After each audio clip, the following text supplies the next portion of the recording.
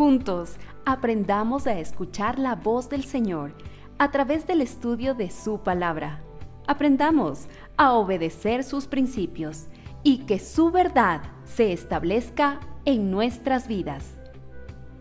Bienvenidos a un discipulado en línea de la Iglesia Cristiana Dios es Fiel.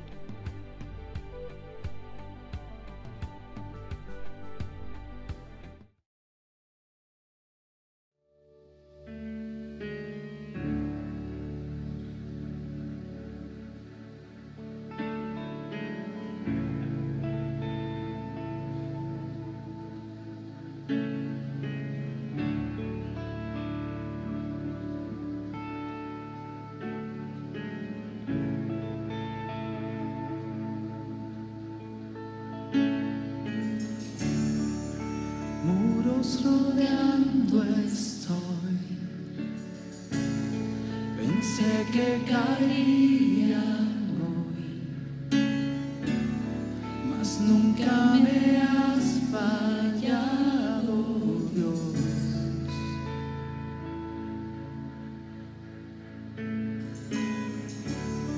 La espera terminará.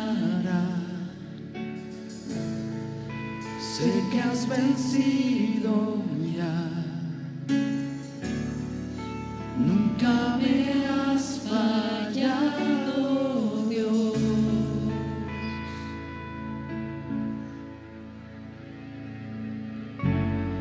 En ti confiaré, tu promesa sigue en pie, tú eres fiel. Confiado andaré, en tus manos estaré, tú siempre has sido fiel. Tú eres fiel, Señor.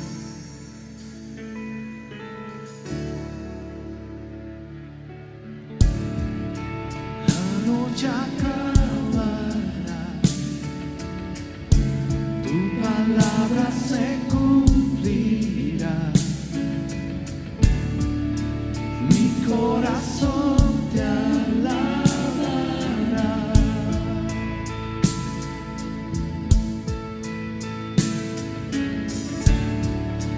Cristo mi Salvador, cúbreme con tu amor. Mi corazón te alabará.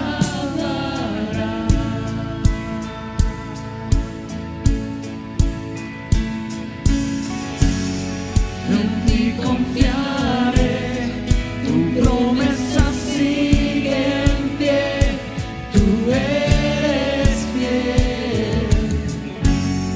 Confiado andaré, en tus manos estaré, tú eres fiel.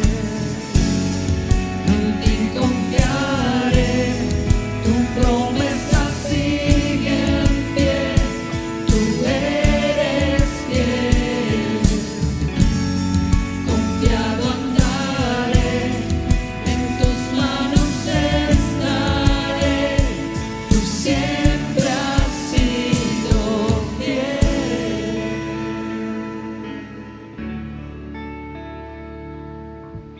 Dios es fiel, Dios es fiel.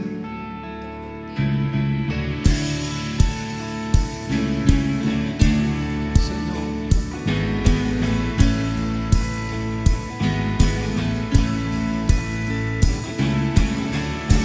dígale al Señor, yo confío en ti, Señor, y en tu poder.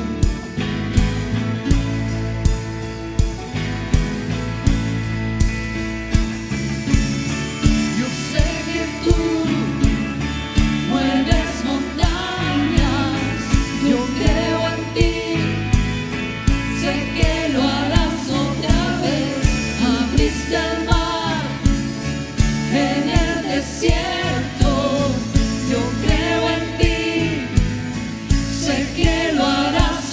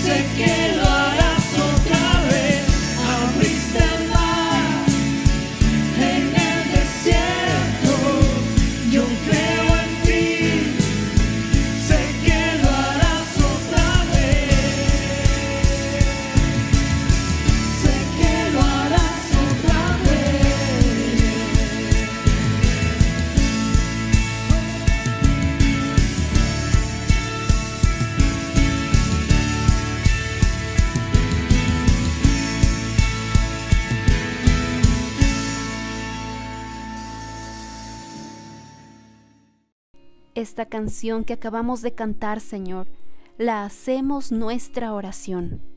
Sabemos, Señor, que tú mueves montañas, lo has hecho en el pasado. Y sabemos, Señor, que lo puedes seguir haciendo en el presente y en el futuro. Por eso nuestra fe no desmaya, sin importar las cosas que sucedan a nuestro alrededor, de lo que esté sucediendo en nuestro país, Padre Santo, que finalmente esto sigue siendo parte de tu soberanía. Y si es un juicio, Señor, a nuestra nación por todo lo que nos hemos alejado de ti, por nuestras vidas, Señor, buscando una independencia, Señor, de tu voluntad, te pedimos perdón y una vez más nos humillamos ante ti como pueblo, como hijos tuyos. Señor, acercándonos confiadamente ante el trono de la gracia para hallar oportuno socorro para nuestro país, para nuestra nación. Sé tú, Señor, revelándote ante cada autoridad de nuestro gobierno, dándoles la sabiduría, Señor, y la sensatez para tomar las mejores decisiones. Padre, te pedimos también que te reveles a tu pueblo, a tu nación, a cada ecuatoriano, para que de igual manera ellos puedan conocer tu voluntad. Pero por sobre todas las cosas, Señor, oramos por la salvación de las almas de todos los hombres, así como nos lo pide tu palabra. No oramos solamente por un grupo de personas, oramos por todos los ecuatorianos, desde las autoridades hasta las últimas personas, Señor, hasta los más pobres. Todos están delante de ti, Padre Santo, y te rogamos, Señor, que sean sus almas salvadas y sanadas ante este mundo tan lleno de corrupción y de maldad. Señor, hoy más que nunca entendemos que la verdadera paz solamente la encontramos contigo. Por eso, como pueblo cristiano, Señor, una vez más nos unimos en oración para clamar y pedirte a ti, el único que puede traer esa paz verdadera y esa verdadera solución a nuestro país. Te adoramos, te clamamos, te exaltamos y te damos gracias, Señor, por escucharnos. Ahora, Padre Santo, también con nuestro corazón queremos elevar diezmos y ofrendas, una vez más entendiendo que todo procede de ti, Señor, y que aún en estos momentos que son tan difíciles para todos y cada uno de nosotros, Señor, te pedimos sabiduría para poder administrar lo que tú nos entregues, desde sabiduría para utilizar bien el agua hasta poder utilizar bien los recursos y el tiempo que tú nos has dado. Señor, queremos honrarte con todas las cosas y agradecerte, Señor, por tu provisión y tu cuidado, y rogarte, Señor, para que esto cese pronto y que todos podamos buscar tu reino y tu justicia y saber que todas las demás cosas serán añadidas, porque así lo dice tu palabra y nosotros lo creemos, Señor. Te damos gracias, Padre Santo, por escucharnos. Gracias, Señor, por este tiempo. En el nombre de Cristo Jesús hemos orado. Amén y amén. Amados hermanos, como es de conocimiento de todos, la situación en nuestro país pues aún no ha cambiado. Y nosotros como iglesia, de igual manera, nuestro anhelo más ferviente es que esto ya termine y podamos nosotros continuar con todas nuestras actividades, de igual manera sirviendo al pueblo y estando todos juntos en armonía. Sin embargo, queremos recordarles que tenemos diferentes grupos pequeños que realizan diferentes actividades ministeriales a lo largo de la semana. Así que por favor, si usted desea ser parte, si en este momento usted se encuentra en casa o por de alguna forma usted necesita el activarse con algún grupo pequeño de nuestra congregación, por favor tome contacto a través del teléfono que aparece en pantalla y por favor envíenos un mensaje de texto o de audio a través de la plataforma de WhatsApp. Esa es la única forma en la que nosotros contestamos con este número telefónico que está habilitado solo para WhatsApp.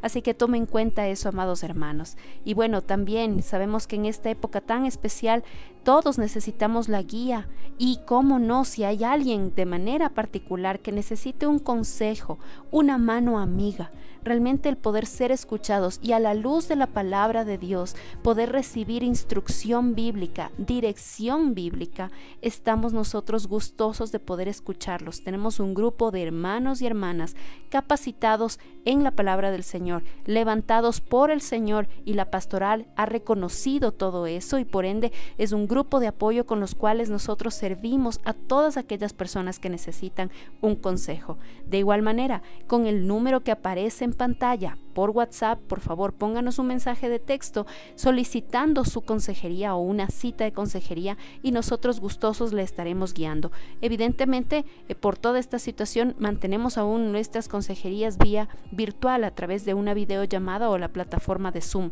Así que no hay ninguna limitación en tiempo ni en espacio, solamente que coordinar la agenda de nuestros hermanos consejeros y así poder servirles a todos ustedes, amados hermanos. Recuerden, ahora sí disponemos nuestro corazón para recibir la enseñanza en esta noche y nuestro querido pastor Edguitar Silva trae el mensaje en esta oportunidad. Así que de igual manera seguimos estudiando acerca de la apostasía y cuánto más aún en estos tiempos que es tan necesario identificar qué es lo que está sucediendo en nuestra sociedad. Nosotros como pueblo cristiano debemos estar preparados y con mansedumbre saber perfectamente cuál es la voluntad del Señor a la luz de su palabra para con mansedumbre defender nuestra fe en estos días tan malos. Así que por favor dispongamos ahora nuestro corazón para ser transformados por la palabra. Bendito Padre, Señor eterno, una vez más queremos rendir nuestro corazón ante ti, dándote gracias, Señor, por todo lo que vemos que tú sigues haciendo. Nuestra fe no va a desfallecer. Aunque nuestros ojos no vean, Señor, sabemos que tú puedes mover montañas. Lo has hecho en el pasado, lo harás otra vez. Confiamos en ti, Señor. Descansamos en tu perfecta paz y soberanía. Y ahora, Señor, dejamos nuestras preocupaciones a un lado. Los afanes de este mundo quedan a un lado, porque ahora lo que realmente importa es poner nuestra atención, nuestra mente y nuestro corazón a la luz de tu palabra. Ayúdanos a recibir tu mensaje. Utiliza por favor la vida de nuestro querido pastor Edguitar Silva. Guárdalo a él y a toda su familia de todo mal, Señor. Y permítenos, Padre Santo, muy pronto poder todos estar juntos, congregados, alabando y exaltando tu santo nombre. Te adoramos. En el nombre precioso de nuestro Señor Jesucristo hemos orado. Amén y amén. Amada iglesia, muy buenas noches. Doy gracias al Señor porque Él ha permitido que nosotros nos encontremos a través de esta señal para poder aprender juntos la bendita palabra de Dios. Estamos estudiando acerca de la necesidad que la iglesia tiene de presentar el verdadero evangelio en un tiempo tan convulsionado como el que estamos viviendo el día de hoy. Sí, lastimosamente a través de las redes se escucha comentarios de toda clase, incluso de personas que dicen amar a Dios o conocer la palabra o predicar su palabra. Sin embargo, hay mensajes donde se muestra un corazón sesgado o cargado, a veces hasta de odio.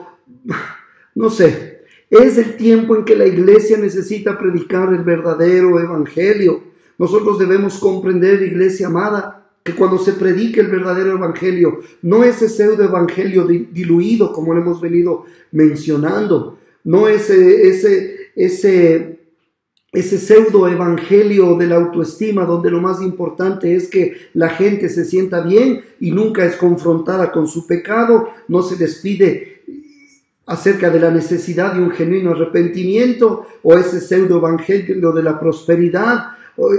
Tantas cosas que vemos el día de hoy, falsas profecías, falsas visiones, falsos maestros, falsos profetas, apostasía, hermanos amados. Se necesita predicar el verdadero evangelio, aunque nosotros comprendemos que el verdadero evangelio a muchos en la sociedad les ofende. Y esto sé, porque la predicación de la verdad a muchos les incomoda y no quieren ser incomodados. Amados hermanos, hagamos nuestra parte, prediquemos la verdad, esa verdad que influya en el mundo de forma genuina, al punto de que almas sean transformadas una a la vez. Y esto no por nosotros, sino por obra del Espíritu Santo que da vida, que envía luz, que transforma el alma en perfecto cumplimiento del plan eterno de Dios. Así que su opinión o mi opinión no es parte de la ecuación en la tarea de evangelizar. El reino no avanza por la ingeniosidad humana. No, hermanos amados, no avanza porque hayamos escalado a posiciones de poder e influencia dentro de la sociedad o dentro de esta cultura. El reino de Dios avanza sobre la base del mensaje verdadero del Evangelio, no en base a puntos de vista humanos, incluso como en algunos lugares se acostumbra a tomar decisiones dentro de la iglesia en base a impuestas. No, hermanos queridos, dentro de la iglesia no existe la democracia, dentro de la iglesia existe la teocracia. Lo que Él dice, eso es, no es las mayorías. A veces con esa mentalidad venimos al cuerpo de Cristo y creemos equivocadamente, que es lo que la mayoría dice. Decimos, es que la voz del pueblo es la voz de Dios. No. Eso no es bíblico, eso no es cierto. La voz de Dios es la voz de Dios. Y cuántas veces la historia nos ha mostrado hasta la saciedad que la voz del pueblo no necesariamente ha sido la voz de Dios. Así que cuando proclamamos verdaderamente en su totalidad el mensaje salvador de Jesucristo, puede resultar este mensaje escandalosamente hiriente, porque proclamamos un mensaje escandaloso, ya lo vamos a ver, desde la perspectiva del mundo, obviamente. El mensaje de la cruz es vergonzoso, ya lo vamos a ver. De hecho, es tan vergonzoso, resulta tan antagónico y tan hiriente que incluso a los creyentes les cuesta proclamarlo porque saben que producirá malestar, a veces resentimiento y ridículo. La pregunta es, iglesia, en el día de hoy, ¿será que nos sentimos avergonzados de proclamar el Evangelio? ¿Avergonzados de Jesús?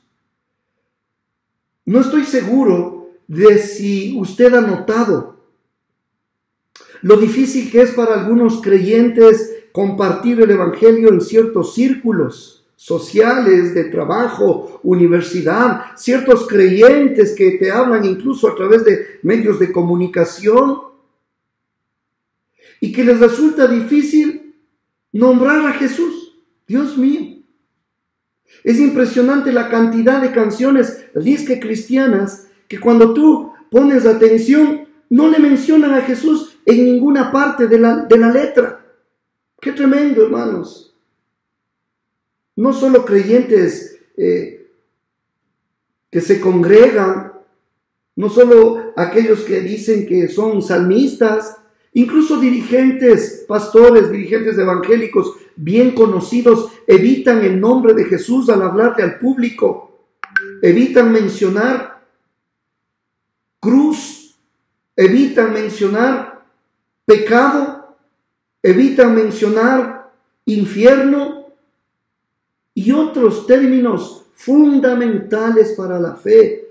Hablan mucho de la fe de una manera demasiado general y poco comprometedora, pero esquivan cualquier afirmación que les exija adoptar como lo que tienen que hacer, la posición de hijos. En los días, por ejemplo, estaba leyendo cuando en septiembre del 2001, usted recuerda ese ataque terrorista, el 11 de septiembre, donde instintivamente muchos estadounidenses trataron de buscar de Dios.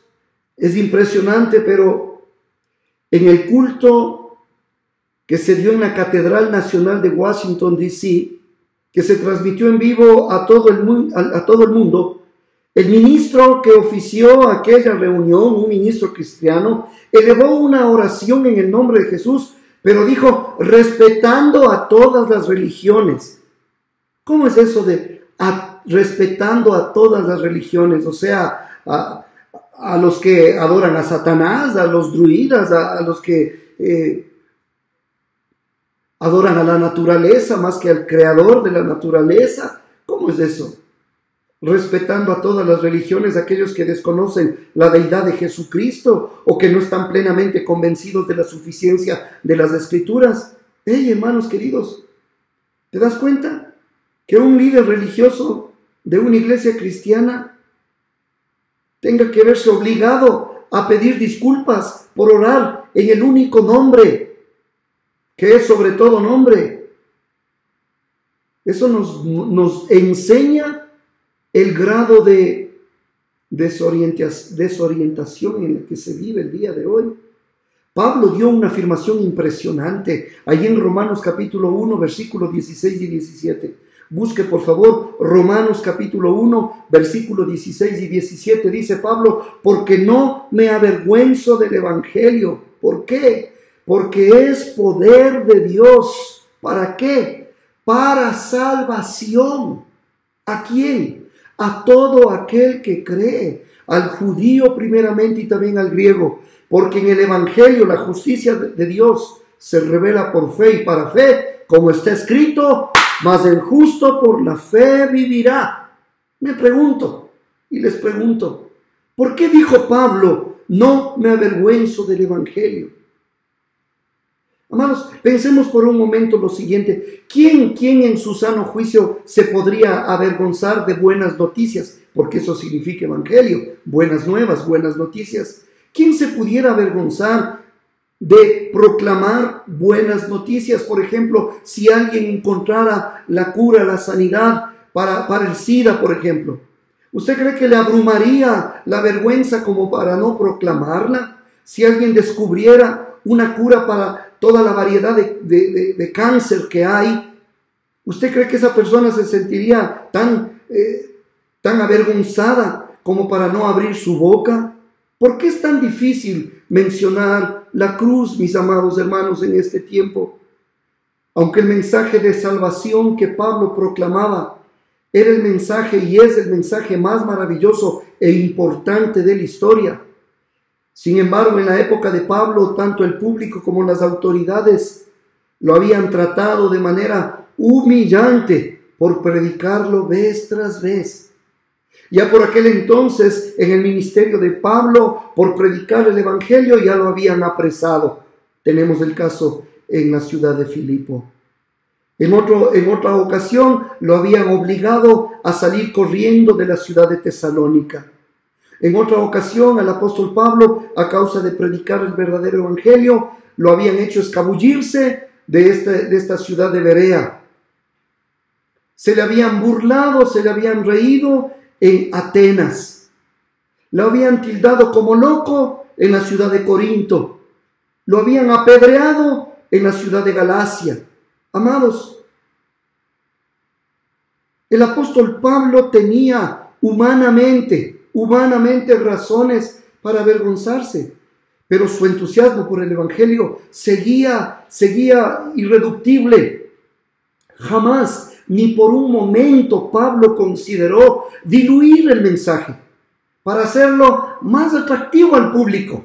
No, en algún momento u otro de nuestra propia vida, amados, como creyentes, más de una vez, tal vez hemos sentido vergüenza y hemos mantenido nuestra boca cerrada cuando debíamos haberla abierto.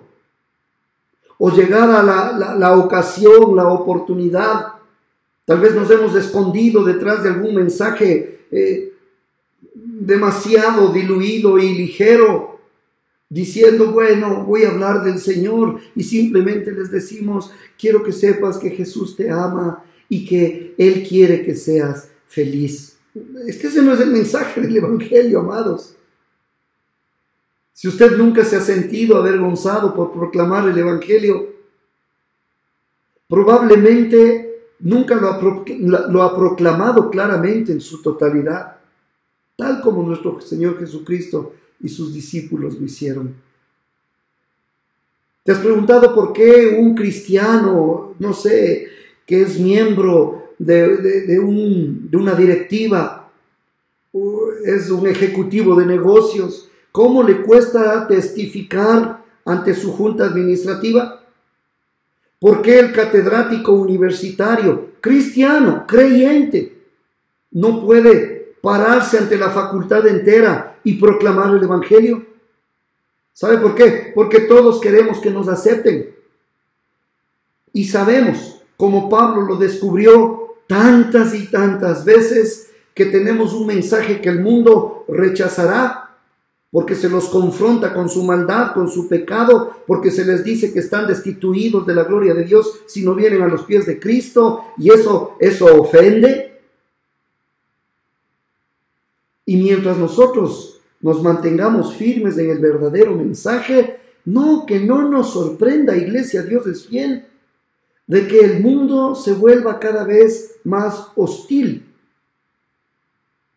Así es como empezamos a sentir vergüenza, porque queremos que nos acepten, porque sabemos que el mensaje va a ofender a más de uno, si no es a todos, que debería hacerlo. Sin embargo, nosotros encontramos el ejemplo del apóstol Pablo. Este siervo de Dios superó, por la gracia de Dios, por el poder del Espíritu Santo, superó esa barrera y muchas más, y dijo: no me avergüenzo del evangelio, porque es poder de Dios. Este es un ejemplo contundente para mi vida y para cada uno de nosotros, porque nosotros sabemos el precio de la fidelidad a la verdad, el rechazo a veces de familiares, rechazo del público en general, la cárcel, al final la ejecución. Eso vemos en las Escrituras. Sin embargo, la naturaleza humana en realidad no ha cambiado gran cosa, hermanos, en toda la historia. La vergüenza y el honor eran asuntos muy serios en el mundo antiguo, tal como lo son hoy. Por ejemplo, allá por el siglo IX antes de Cristo, el poeta épico Homero escribió lo siguiente y dijo: el bien principal era que hablaran bien de uno, y el mal mayor, que hablen mal de uno en la sociedad. ¿Te das cuenta? En el siglo I de nuestra era, el apóstol Pablo ministraba en una cultura sensible a la vergüenza, que buscaba el honor, y sin vergüenza alguna predicaba un mensaje vergonzoso respecto de una persona que habían avergonzado en público. Era un mensaje hiriente, era escandaloso, era necio, era insensato, era anacrónico. Sin embargo, como dice Pablo en 1 Corintios 1:21, agradó a Dios salvar a los creyentes por la locura de la predicación. Amados, en este tiempo en el que estamos viviendo, yo sé que Dios te va a dar la oportunidad para que prediques el evangelio. Agradó a Dios salvar a los creyentes por la locura de la predicación. Ese mensaje de la predicación en la época de Pablo era escandaloso, era hiriente, sonaba necio, ridículo, estrambótico, absurdo, porque era el mensaje de la cruz. Ya lo vamos a ver por qué. El mensaje de la cruz era el que Dios usaba y usa para salvar a los que creen. Por eso, si en una prédica más te hablan de éxito, más te hablan de prosperidad y de cómo los 7 pasos para no sé qué, y no te hablan nunca de la cruz del Calvario, ese no es un mensaje cristiano. Es un mensaje de motivación personal que lo da cualquier motivador en cualquier empresa del mundo. En la época de Pablo, las autoridades romanas ejecutaron al Hijo de Dios, el Señor del mundo, por un método reservado para los desechados de la sociedad: la cruz. Así que los seguidores del Señor hace 2000 años tendrían que ser lo suficientemente fieles como para arriesgarse a sufrir el mismo fin vergonzoso, también experimentar la cruz, la vergüenza de la cruz. Amados, predicamos un mensaje vergonzoso cuando predicamos a Jesús en la cruz para el mundo. ¿Por qué? Porque morir crucificado era un insulto degradante, mis amados. Morir crucificado era un insulto degradante, y la idea de adorar a un individuo que había muerto crucificado era absolutamente inimaginable. Por supuesto, no vemos el día de hoy que crucifiquen a nadie como los lectores iniciales del apóstol Pablo, que sí se veía en el siglo I. Pero Pablo, en cambio, sabía muy bien contra qué se levantaba la palabra de la cruz, porque él dice que la palabra de la cruz es locura a los que se pierden. Los judíos piden señales, los griegos buscan sabiduría, pero nosotros predicamos a Cristo crucificado. Para los judíos ciertamente tropezadero y para los gentiles locura. Primera de Corintios capítulo 1, versículo 18 al 23. Primera de Corintios 1, versículo 18 al 23. El mensaje de la cruz es locura a los que se pierden.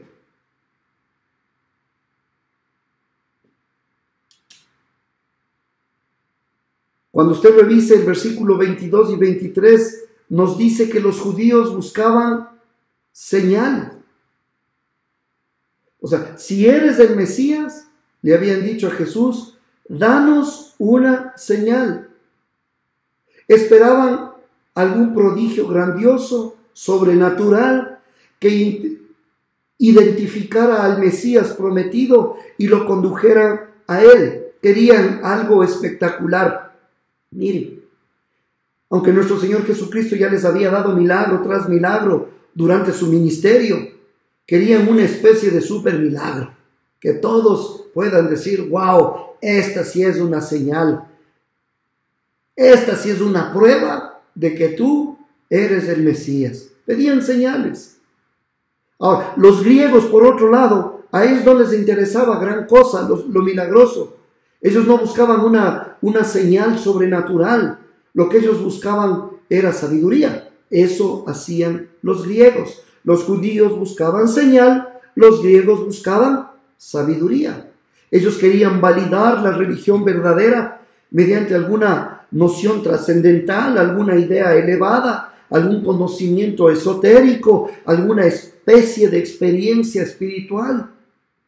Tal vez alguna experiencia fuera del cuerpo o algún otro episodio imaginario, emocional. Los griegos querían sabiduría y los judíos querían señal. Dios les dio exactamente lo opuesto, amados. Los judíos recibieron un Mesías crucificado, algo escandaloso para ellos, blasfemo incluso, hiriente. Esto era increíble. Para los griegos, en cambio, que buscaban conocimiento elevado, esotérico, algo altilocuente y noble, ese sinsentido sobre el eterno Dios creador del universo, el eterno Dios creador del universo crucificado. Para ellos esto era una locura, era una insensatez. Por lo tanto, desde el punto de vista griego y romano, el estigma de la crucifixión convertía en un absurdo absoluto la noción del evangelio que afirmaba que Jesús era el Mesías. Un vistazo, mis amados, a la historia de la crucifixión en Roma del siglo I revela lo que los contemporáneos de Pablo pensaban al respecto. Por eso, si en este tiempo de convulsión vamos a predicar el evangelio, ese evangelio al mundo le va a resultar escandaloso. Amados, en la época de Pablo, en todo el siglo I de la era cristiana, era una forma horrible de pena capital. Probablemente se originó esto en el imperio persa, pero otros bárbaros también empezaron a usarlo. El condenado sufría una lenta y agonizante muerte por asfixia y se debilitaba gradualmente al punto traumático de no poder levantarse con los clavos que sujetaban sus manos. No podía empujarse con el clavo que sujetaba sus pies lo suficiente como para aspirar y exhalar. Esto era algo vergonzoso. Así que los judíos pedían señal milagrosa, poderosa, el Mesías crucificado. Dentro de la mitología griega, todos sus pseudodioses de la mitología griega, tan poderosos, tan grandes, vemos al creador del universo humanado, encarnado, llevado a una cruz. Este mensaje, hermano querido, al igual que el apóstol Pablo, no me avergüenzo del evangelio porque es poder de Dios. Por ejemplo, un poco de historia. El rey Darío crucificó, cuenta la historia, aproximadamente a 3,000 babilonios. Alejandro Magno crucificó a 2,000 ciudadanos de Tiro. Alejandro Janeo crucificó a 800 fariseos, obligándolos a contemplar cómo los soldados asesinaban a la vez a sus esposas e hijos, ahí a sus pies. Tremendo, hermanos. Esto era algo escandaloso, tremendo, inconcebible. Esto fijó el horror de la crucifixión en la mente judía. Los romanos llegaron al poder en Israel, recuerda, en el año 63 a.C. y usaron mucho la crucifixión. Algunos escritores dicen que las autoridades romanas crucificaron como a 30,000 personas en esa época. Tito Vespasiano crucificó tantos judíos en el año 70 después de Cristo que los soldados, dice la historia, no tenían espacio para las cruces ni suficientes cruces para los cuerpos. No fue sino hasta el año 337 cuando Constantino abolió la crucifixión. No fue hasta esa fecha que la cruz desapareció después de prácticamente un milenio de crueldad en el mundo, comenzando con los persas.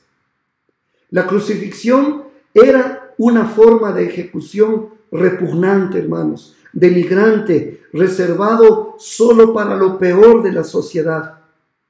Así que la idea de que un individuo que murió en la cruz hubiera sido una persona excepcional, elevada, noble, importante, realmente era absurdo que alguien así termine en la cruz. Los ciudadanos romanos, por lo general, estaban exentos de la crucifixión por ser romanos, con la única excepción de si cometían traición al imperio. Las autoridades reservaban la cruz para los esclavos rebeldes y los pueblos conquistados, y para ladrones y asesinos más notorios y perversos. Así que la política del imperio romano en cuanto a la crucifixión llevó a los romanos a tener cualquier crucificado como digno absoluto de desprecio. Usaban la cruz solo para lo peor, para la escoria, para los más humillados, para los más bajos de los más bajos.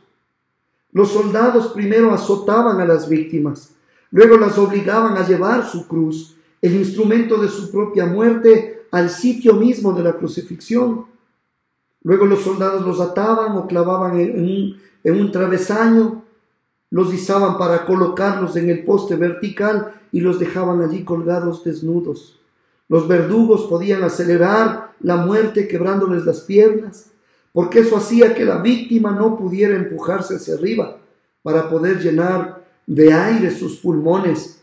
Si no les quebraban las piernas, la muerte podía tardar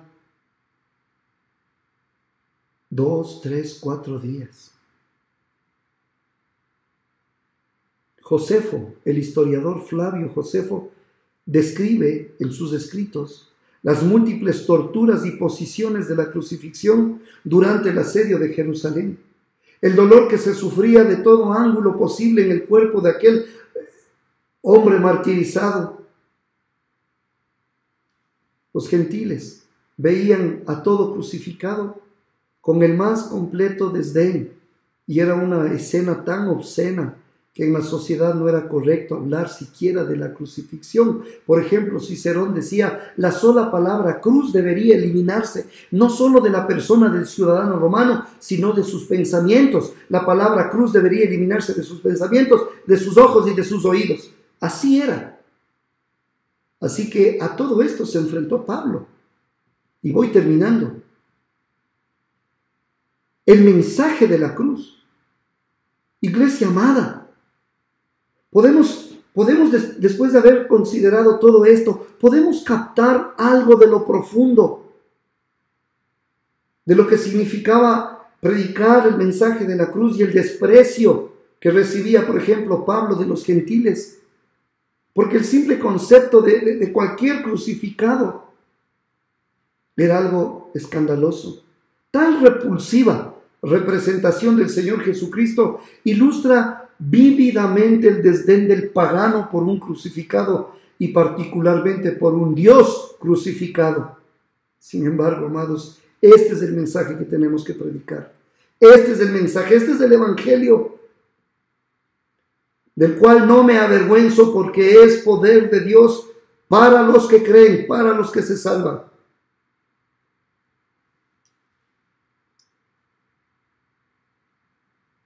¿Te puedes imaginar lo que significaba predicar el evangelio en la época del apóstol Pablo? Si la actitud de los gentiles era mala, la actitud de los judíos era peor, hermanos, e incluso más hostil. Detestaban la práctica romana y se mofaban de ella más que los romanos. Pablo no era un predicador de mensaje fácil. Dios mismo en forma del Cristo crucificado era el mayor obstáculo para creer en Él. Francamente, no parece que Dios pudiese haber puesto una barrera más tremenda a la fe en el siglo I. Es por eso que los gentiles tildaban al evangelio cristiano de superstición perversa, de ilusión efímera. Termino leyendo lo que el comentarista bíblico dice con respecto a lo que pensaban acerca de la crucifixión, el mensaje de la cruz.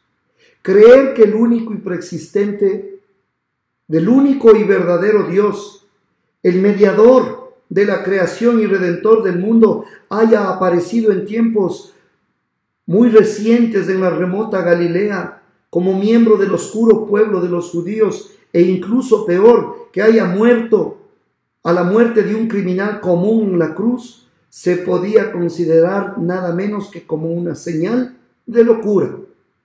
Por otro lado, los dioses reales de la Grecia y Roma se podían distinguir de los hombres mortales por el mismo hecho de que eran inmortales. No tenían absolutamente nada en común con la cruz como señal de vergüenza, y por ende tampoco con el que colgaron en la forma más vergonzosa y ejecutaron de la manera más cruel. No en balde los gentiles y los judíos detestaban el mensaje del apóstol Pablo. Era un mensaje que estaba más allá de la credulidad humana. No era un mensaje fácil para el que busca, sino un mensaje absurdo, cruel, pero el mensaje de la palabra de Dios. Que la iglesia cristiana, Dios es fiel, esté dispuesta a seguir predicando la palabra, confrontando, mostrando las escrituras como un espejo, porque eso es donde cada uno de nosotros nos vemos reflejados. Que en este tiempo de convulsión, donde tantas voces se elevan, nosotros podamos mantenernos firmes. Iglesia, yo te lanzo un desafío: usa con sabiduría las redes. Ten cuidado con insultar a nadie a través de las redes. Predica el evangelio, predica el evangelio. Y para aquellos que son aficionados a poner videos, por favor, iglesia, todo lo que edifica. El cristiano no está para hacer reír a nadie. No, hermano amado, predica el evangelio, hazlo con gracia, hazlo con amor, hazlo con misericordia, pero predica el evangelio. Amado Señor, hasta aquí la exposición de tu palabra, y gracias porque nos has dejado este mensaje precioso para nosotros, hermoso para nosotros, aunque para el mundo les resulte locura. Señor, guardamos esta palabra y tu bendición sobre este tu pueblo amado, rescatado, redimido por gracia. En Cristo Jesús nuestro Señor, oramos por nuestro país y sabemos que tu voluntad soberana se cumple no solo en este país, sino en el mundo entero. Tus planes, tus propósitos son los que se cumplen. En Cristo Jesús te damos gracias. A ti la gloria y la honra. Amén y amén. Dios les bendiga, amados. Este fue un discipulado en línea de la Iglesia Cristiana Dios es Fiel. Esperamos que este tiempo haya sido de edificación para su vida. Gracias por habernos acompañado y por compartir este mensaje con otros. Si necesita ayuda o más información, no dude en contactarnos. Será para nosotros un privilegio servirlos. Dios los bendiga.